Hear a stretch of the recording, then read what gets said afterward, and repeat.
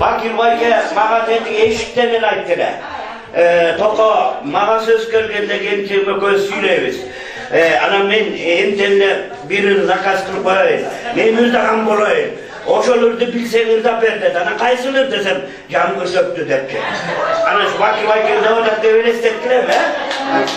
Şu kişi ırda odakta öyle istettiler. Bakir sen ırda odakta.